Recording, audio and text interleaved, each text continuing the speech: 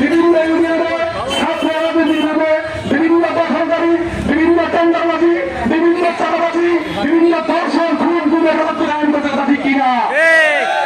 আমরা বলতে চাই, সংবিধানের ৫৩ বছরে আমরা দেখেছি ডিজিটাল বাংলাদেশের নামে বাংলাদেশ থেকে লক্ষ লক্ষ টাকা বিদেশে পাচার করেছে। আলহামদুলিল্লাহ রাব্বিল আলামিন ওয়াসসালাতু ওয়াসসালামু আলা আশরাফিল আমবিয়া ওয়াল মুরসালিন ওয়া আলা আলিহি ওয়া আসহাবিহি আজমাইন।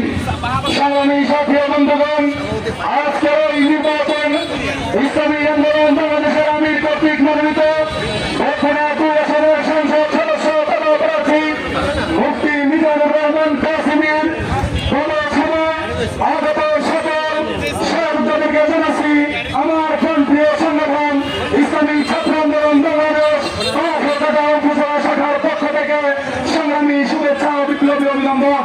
সংগ্রামী সাথী এবং বন্ধুগণ, আমাদের বাংলাদেশের স্বাধীনতা ৫৪ বছরে এদেশের যারা ছাত্র রাজনীতির নামে বিভিন্ন ক্যাম্পাসে, বিভিন্ন উপজেলায়, বিভিন্ন ইউনিয়নে ছাত্র রাজনীতির নামে বিভিন্ন দখলকারী, বিভিন্ন টেন্ডারবাজি, বিভিন্ন চাঁদাবাজি, বিভিন্ন ধর্ষণ, খুন, গুমের আইন করতে কথা ঠিক কিনা?